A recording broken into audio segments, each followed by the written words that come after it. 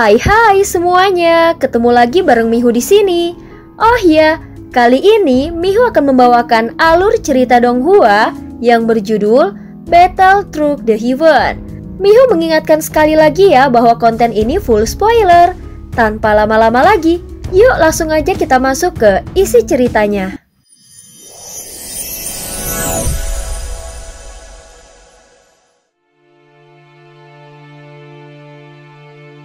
Melanjutkan dari kisah sebelumnya.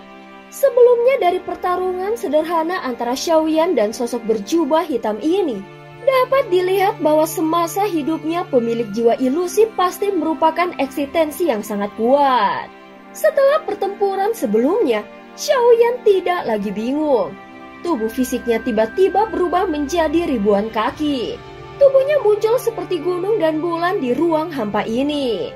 Di bawah kendali dan perlawanan Xiaoyan, akhirnya kekuatan lubang hitam itu mulai runtuh. Di tengah ruang hampa yang penuh nafsu duniawi, pria berjubah hitam tetap menunjukkan ketenangan. Adapun ruang hampa di mana Xiaoyan berada kembali runtuh. Kekuatan kehancuran itu bahkan tampak ingin merobek tubuh fisiknya. Akhirnya kau akan mati, ucap sosok berjubah hitam berkata dengan dingin. Kekuatan seperti itu tidak akan bisa merobek tubuhku. Sambil menatap sosok itu, Xiaoyan menjawabnya dengan tegas. Tubuh besar Xiaoyan yang tingginya ribuan kaki berubah menjadi serpihan daging berdarah. Namun di detik berikutnya, tulang besar seperti bintang muncul di sisinya dan dagingnya terus tumbuh dengan gila-gilaan. Esensi darah klan Yuanzhen memungkinkan tubuh avatar Yuanzhen Xiaoyan mengembang ke tingkat yang tidak terbayangkan. Semakin besar tubuh klan Yuanzhen-nya, maka semakin kuat kekuatan tubuh fisiknya. Adapun ruang hampa yang penuh nafsu duniawi ini tidak mempengaruhi Xiaoyan sedikit pun. Saat berikutnya, Xiaoyan mengangkat telapak tangan raksasanya yang sebesar bintang dan menekan pria berjubah hitam. Jari penghancur bintang. Ini adalah jari penghancur bintang yang sebenarnya dan kekuatannya cukup untuk menghancurkan sebuah bintang. Ujung jari itu menekan dari ruang hampa, sehingga mencangkup area yang tidak terbayangkan. Sementara itu pria berjubah hitam mencoba menggunakan metode yang sama. Dia mengangkat jarinya dan menggambar lingkaran besar di udara. Lingkaran itu mencoba membungkus jari Xiaoyan. Namun Xiaoyan sudah menduganya. Tepat ketika dia hendak menyerang, angin tiba-tiba berhembus dari belakangnya dan sosok avatar jangkrik emas bergerak lurus ke arahnya. Hal itu menyebabkan gelombang kekuatan yang kuat menyebar. Meskipun avatar jangkrik emas belum setara dengan tingkat ke-6 keabadian para dewa yang sebenarnya, namun kekuatan tempurnya cukup mengejutkan. Setidaknya itu cukup untuk menghentikan pria berjubah hitam sementara waktu. Bayangan tubuh yang mengenakan baju besi ilusi langsung menghantam ke arah pria berjubah hitam dengan kekuatan buas. Seketika benturan yang kuat membuat pria berjubah hitam berhenti sesaat. Adapun Xiaoyan yang seperti binatang emas langsung mendekat dengan kekuatan yang menghancurkan. Meskipun jaraknya masih 100 kaki, namun kekuatan itu sudah menyebar dan bahkan bisa membuat tubuh terluka. Xiaoyan tahu dia harus segera mengakhiri pertarungan ini. Satu-satunya cara untuk memecahkan hukum ruang ini adalah dengan langsung menguncinya dan tanpa memberinya kesempatan. Jika tidak, maka serangannya tidak akan pernah berhasil. Jari penghancur bintang dengan kekuatan yang menakutkan mendekat. Dan avatar jangkrik emas menghindar dengan cepat. Pedang kekosongan. Di ruang hampa, pria berjubah hitam berbicara dan dia perlahan mundur dengan tubuh fisiknya yang mulai runtuh sedikit demi sedikit. Namun dia tetap menyerang dengan cengkraman kuat ke ruang hampa. Kemudian menebas ke arah jari penghancur bintang Xiaoyan secara bertubi-tubi. Namun serangan itu tidak menghentikan jari raksasa yang terus menghantam. Saat jari penghancur bintang hampir menghantam tubuhnya, jari itu tiba-tiba hancur seperti papan kayu yang pecahannya rapi. Pada saat yang sama, darah emas memercik ke seluruh langit. Xiaoyan langsung mengatupkan giginya dan tidak menyangka pria berjubah hitam itu begitu sulit dilawan. Saat ini seluruh lengannya hancur. Tetapi daging dan darah yang tersebar segera terkumpul kembali. Tidak peduli seberapa kuat niat jahatmu, kau tetap akan hancur. Kekuatan besar Xiaoyan membuat matanya bersinar dengan tekad tak tergoyahkan. Lengan yang hancur itu kembali menyatu dan jari penghancur bintang berubah menjadi kepalan besar seperti benua. Kemudian menghantam pria berjubah hitam.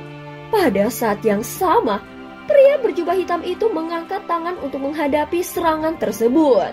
Ilusi tubuh dewa. Xiaoyan berteriak keras. Ini adalah warisan dari Dewa Emas kepada Xiaoyan, sehingga memungkinkan tubuhnya menjadi tak terkalahkan meskipun hanya untuk sesaat. Seperti benua besar, tangan raksasa itu menyerap kehampaan di sekitarnya. Dan sosok raksasa puluhan ribu kaki yang dibentuk oleh Xiaoyan membuat semua orang terpana. Di sudut ruang hampa entah sejak kapan Ye Beijing muncul di sini. Dia memperhatikan tubuh besar Xiaoyan dengan sedikit keheranan. Aneh, kenapa tidak ada apa-apa di sana? Dia berkata sambil memegang dagunya. Sepertinya fokus pandangannya memang selalu berbeda dari orang lain. Saat sosok berjubah hitam mencoba kabur, telapak tangan Xiaoyan penuh luka berdarah.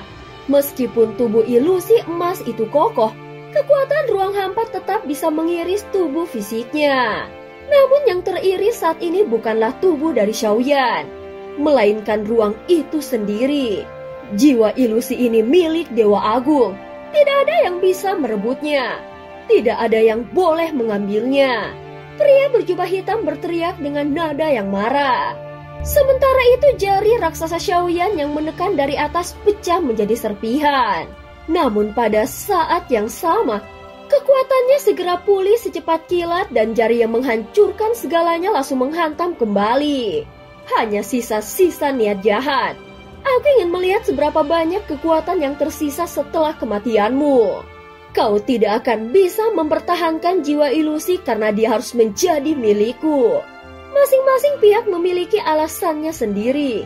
Meskipun pria berjubah hitam sudah mati, namun dia tetap mempertahankan jiwa ilusi. Sementara itu Xiaoyan rela membayar harga berapapun demi mendapatkan jiwa ilusi tersebut. Mereka berdiri pada posisi yang berlawanan. Namun Xiaoyan tahu bahwa pria berjubah hitam hanyalah sisa niat jahat dari Dewa Agung sebelumnya, sehingga tampak penuh dengan kejahatan. Namun hal ini justru menjadi ujian untuk menemukan pemilik jiwa ilusi yang layak.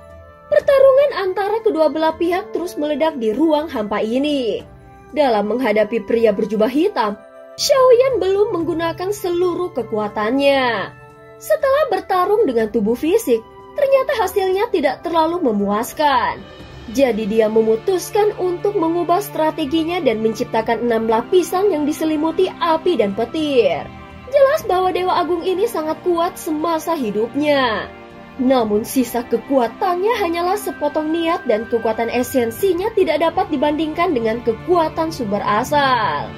Xiaoyan merasa beruntung karena dia memiliki 6 kekuatan esensi dan benturan ini akan menentukan hasilnya. Dia segera mengangkat tangan kirinya sehingga menciptakan lautan api di sisi kiri. Kemudian dia mengangkat tangan kanannya dan menciptakan lautan petir di sisi kanan. Jika harus bertarung dengan kekuatan asal, maka akan kutentukan melalui kekuatan asal. Xiaoyan menekan kedua tangannya ke depan. Kemudian lautan api dan petir menerjang langsung dengan cara yang paling brutal hingga menutupi tubuh pria berjubah hitam. Pria itu mengangkat tangannya dan di tengah telapak tangannya muncul sebuah benda hitam yang dikelilingi oleh cahaya merah keunguan. Begitu melihat benda itu, Xiaoyan langsung mengenalinya sebagai jiwa ilusi yang dicarinya. Xiaoyan sangat membutuhkan jiwa ilusi untuk memanfaatkan kekuatannya dan melihat apakah bisa membantu membuat kekuatan jiwanya menembus ke tahap ilusi. Ini adalah poin penting karena menembus tahap ilusi akan memberinya kartu truf tambahan untuk menghadapi bahaya berikutnya. Lubang hitam tiba-tiba mengembang dan langsung menelan api dan petir Xiaoyan. Tampaknya dia telah mengubah posisi dan memindahkan kekuatan asal tersebut ke tempat yang lain. Xiaoyan mengerutkan alisnya dan menyadari bahwa cara memecahkan teknik ini ada pada jiwa ilusi itu sendiri. Meskipun jiwa ilusi bisa mengendalikan ruang, namun pasti ada batasannya. Jika dia bisa membuat kedua energinya cukup kuat untuk membuatnya runtuh, maka dia bisa memecahkan teknik tersebut. Dan cerita pun berakhir. Terima kasih udah dengerin Miho dari awal sampai akhir ya. Sampai jumpa.